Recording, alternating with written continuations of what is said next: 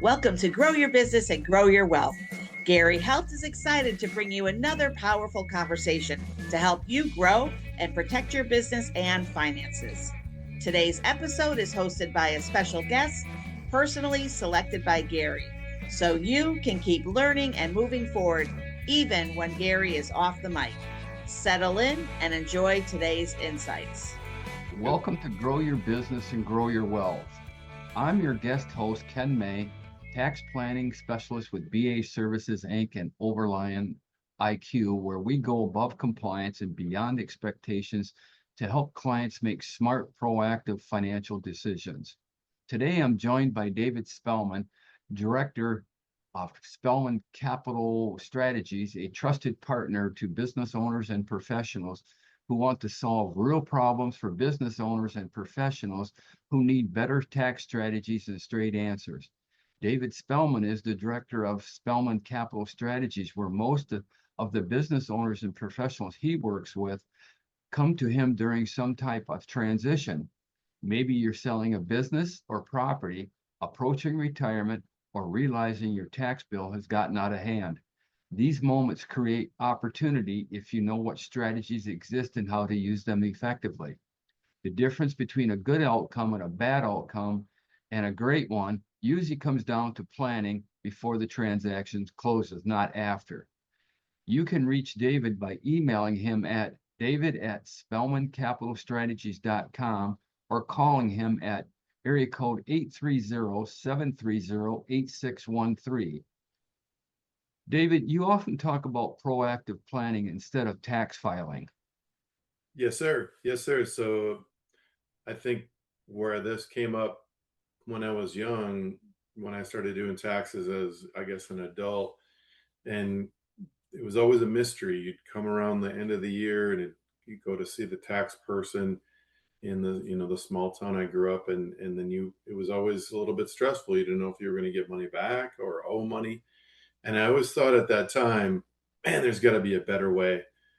And fast forward, 20 years later, we moved to Texas and I started working with a CPA who did what I call, or does what I call, tax law for the blue collar people. And through him, through, how he practices and meeting folks like you can, you realize that there's a way to be proactive instead of reactive. And all that means is, instead of waiting for that coming around at the end of the year and going into tax season, you've put in some work, a little or a lot, and it doesn't matter. It goes a long way. So I think it's just a matter of just being aware of how it all works and then doing whatever you can to mitigate that tax bill, before you come around to the end of the year and you're limited on your options. Yes, sir. When someone first comes to you, what financial blind spots do you usually see? I would say on, specifically in tax planning is they didn't know the options. So I guess blind spots is lack of knowledge, lack of education, and just, not meeting the right people. Or maybe I think this idea of tax planning has grown quite a bit over the last 5 to 10 years. Go back 15, there was, that sounded like, pretty much what the wealthy did. And, they were the ones with the knowledge, not, call it blue collar and even the white collar. So yeah, so I think that's pretty much it. Yes, sir. How early should someone start planning for a liquidity event, retirement, or succession? The saying is it's never too early. So I would say there's the great quote by Tony Robbins, the great speaker. He has a saying that says, build a business with the exit in mind. Now, most people, that's just like a foreign concept because you either maybe born into the business and you're just kind of doing it the way, that you were taught, or maybe your parents did it when you inherited the business, or you just kind of just started doing business as a 1099 or as a contractor, and you're more of a tradesperson than you are a business person. So I'd say that as early as possible. But if you're late to the game, there's always options. There's always people to help. So build the business with the exit in mind would be the statement I What would say. mistakes do you see most often? The mistakes is I would say the biggest one is not having enough cash flow or cash reserves to execute some of the options for tax planning, and so then you're kind of out of options. So keeping, like any family or business or anything, just trying to have some cash reserves instead of a rainy day fund, in addition to a rainy day fund or emergency fund. Almost like a tax. I know I'm gonna have to pay taxes, or I'm gonna have to do something to lower my taxes. So not having the cash reserves, because you can run through all these options for people, and they'd be like, "Well, I can't really afford that." Well, that would be a pretty crucial mistake. Yes, sir. How do you help clients reduce the tax impact when selling a business, real estate, or investments?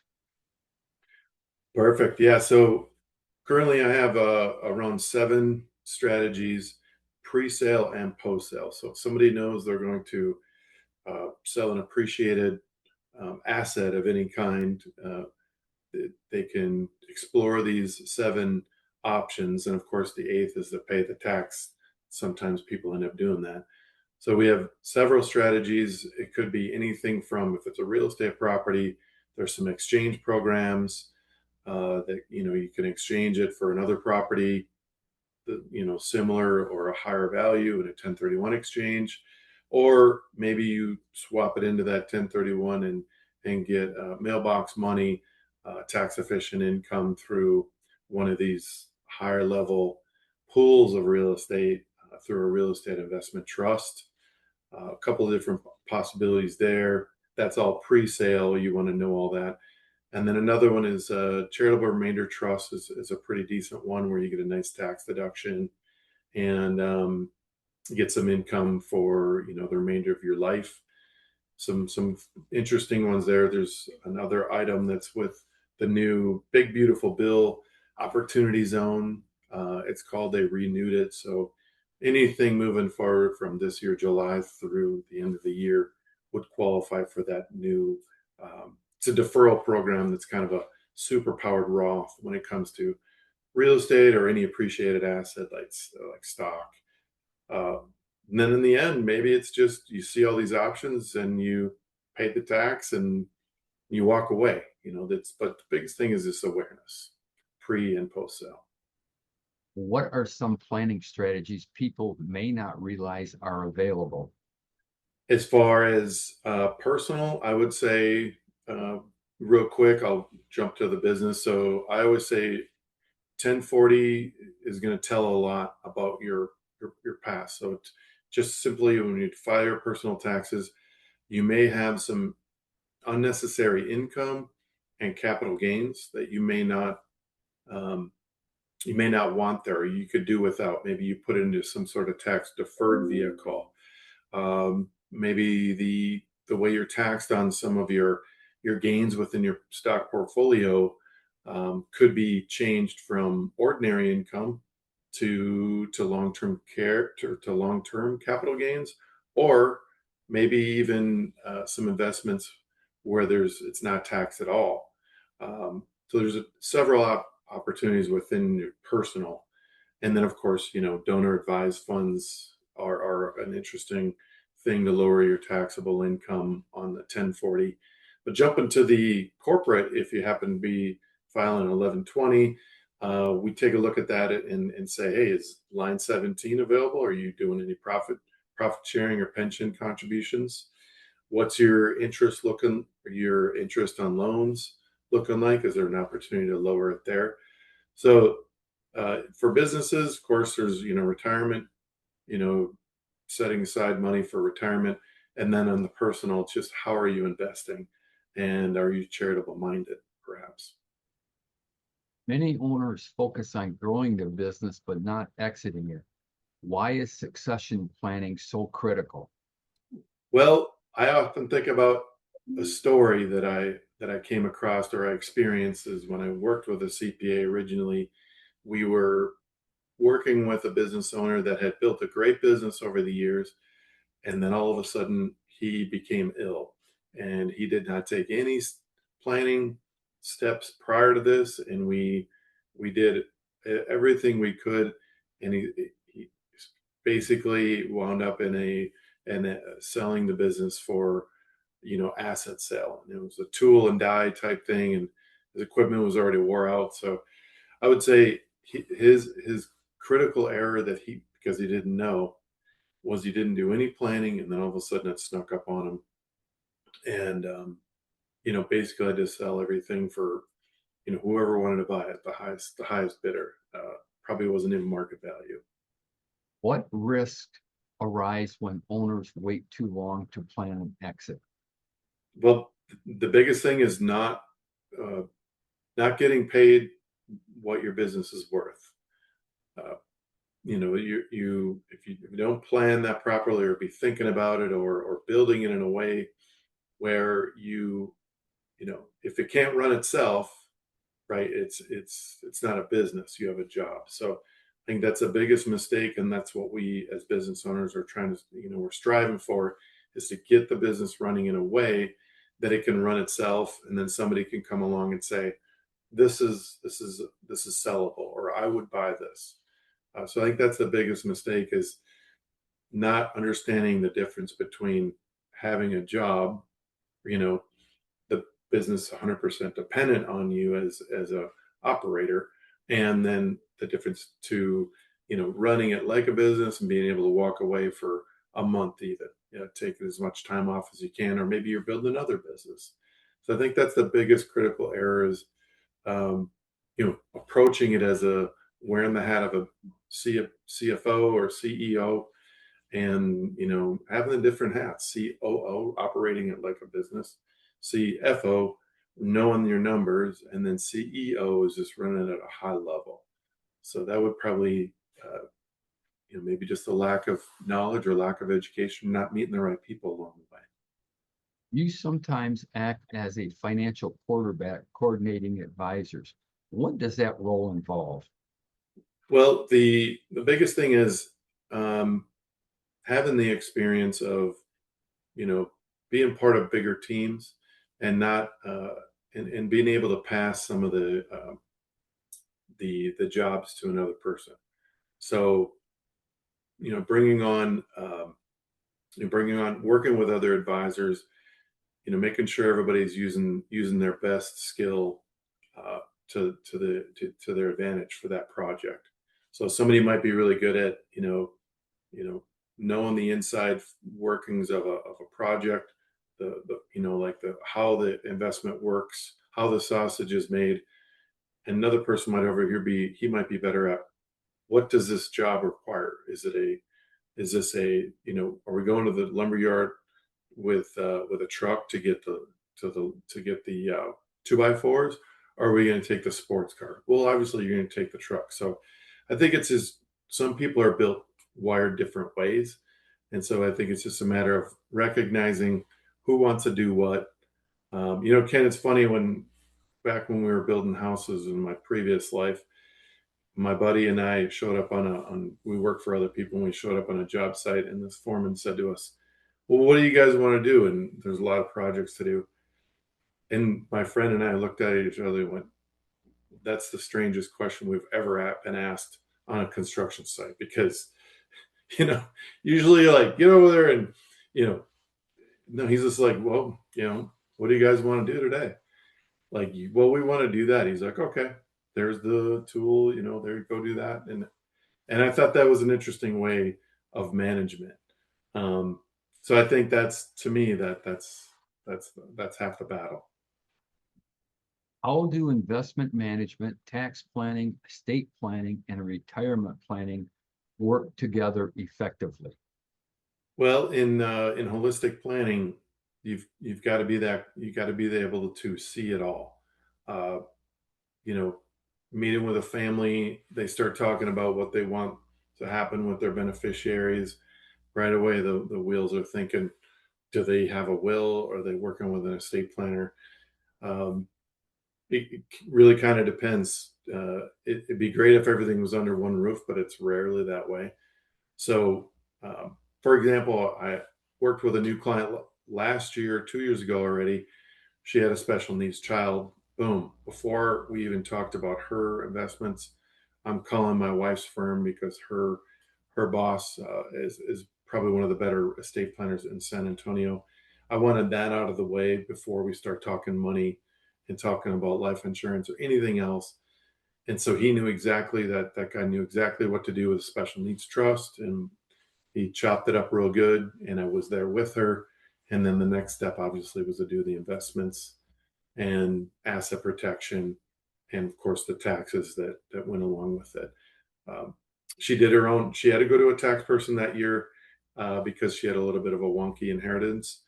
But once she got done with that, she could do it on her own. She was savvy enough to do that. So I think they all kind of play an important role together. And then, of course, ideally you get, the same, referral partners on that, but that doesn't always happen either. So just do the best you can, making sure, as you're not just going after it as a financial advisor, like the only thing you're going to get paid on. You want to make sure that they're being helped on all the levels. And that's what being fiduciary is all about. I mean, you literally, it teach you along the way. Just think about it, the big picture. What's the best thing for the client? Retirement planning has evolved. What are clients really planning for now? I would say what I've seen lately is the need for liquidity. Um, and I would say that the way that investments are built, um, people are waking up to the fact that you can build that emergency fund, and then the excess can go into something that will give you a great yield and be liquid and be tax efficient. So they're slowly waking up to the fact that you don't have to use bonds anymore unless you're just that's just the way your portfolio is built or you're built. I think people are generally moving away from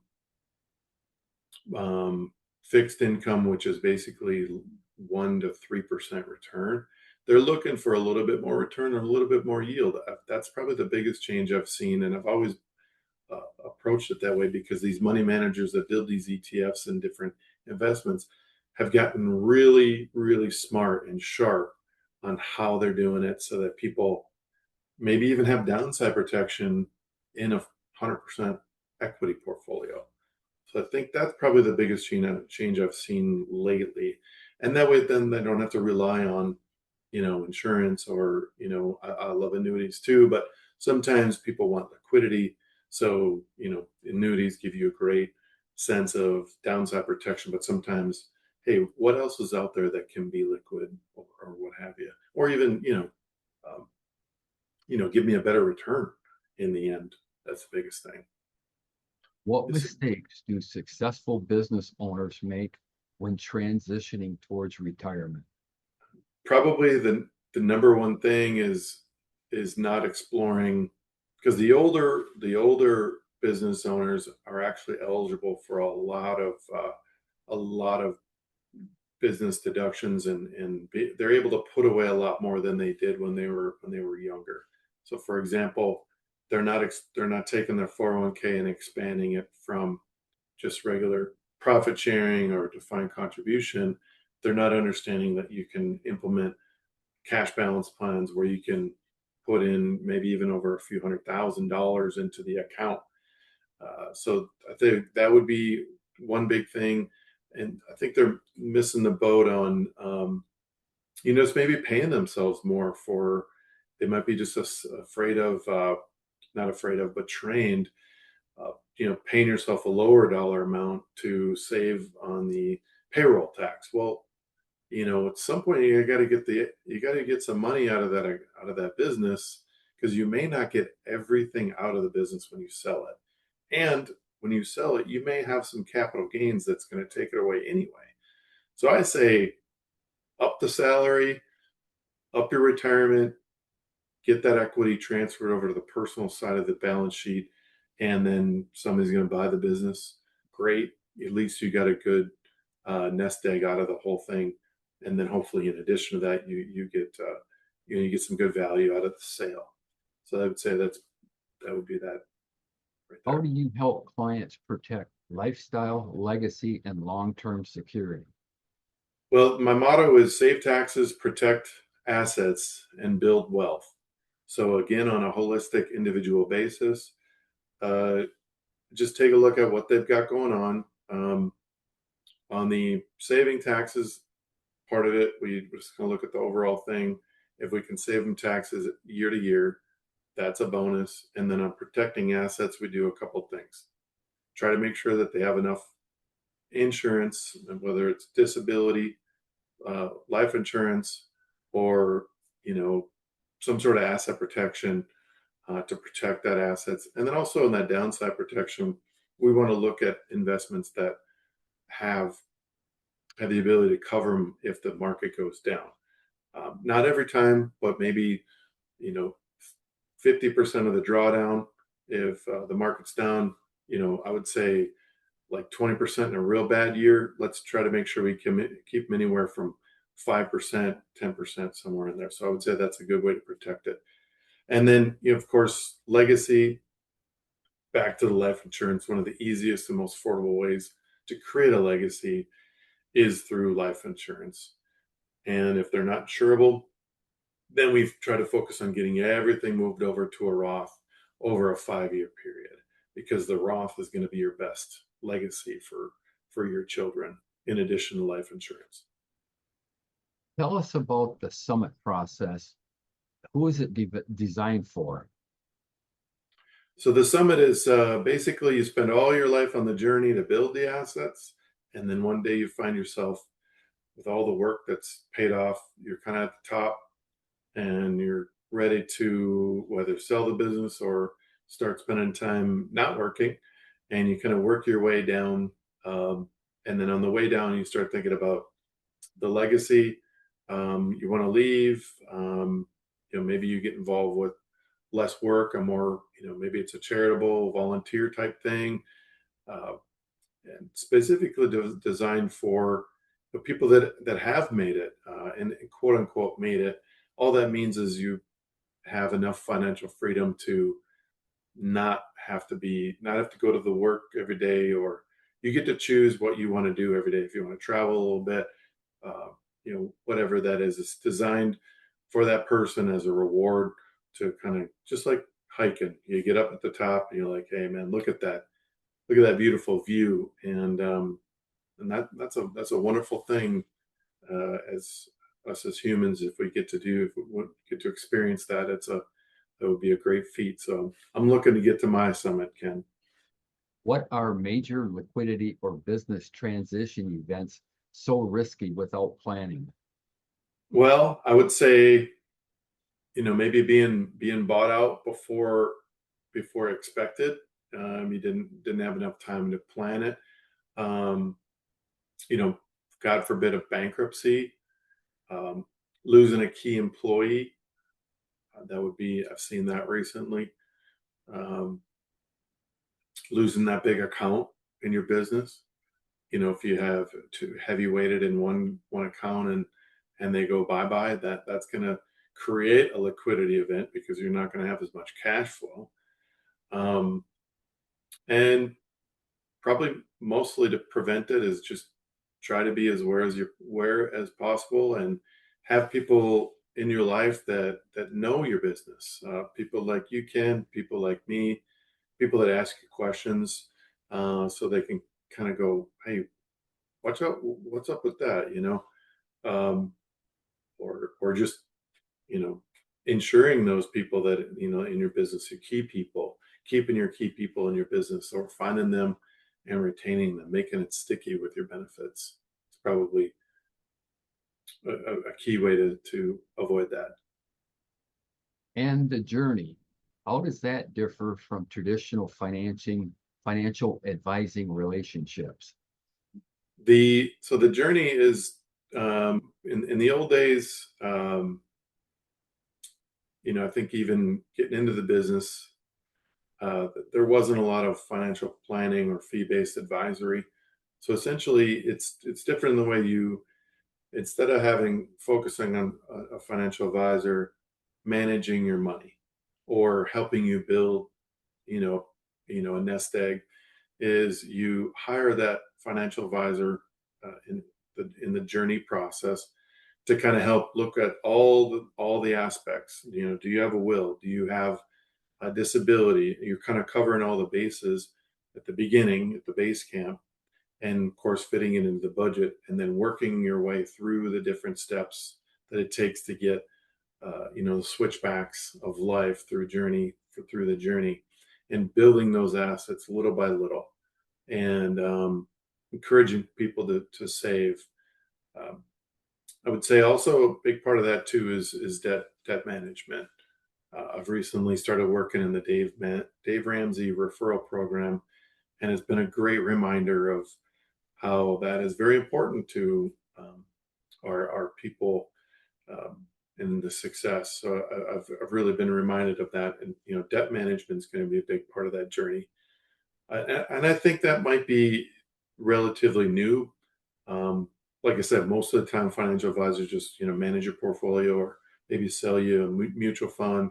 Now it's more like, hey, you don't have a lot of assets, so let's start on this journey together with the financial advisor and the investor or family or business owner.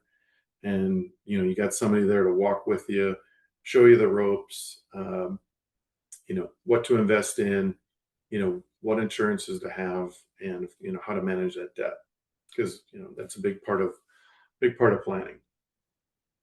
Where do you see the biggest breakdowns between professional advisors, and how can these be avoided? Biggest breakdown uh, is, I would say, just finding advisors that care about you. The biggest breakdown is there's a lot of, like in the industry, there's a few people that don't care enough about the people out there. The older clients are a little bit more vulnerable. When I worked in Medicare, I noticed how hunted they are.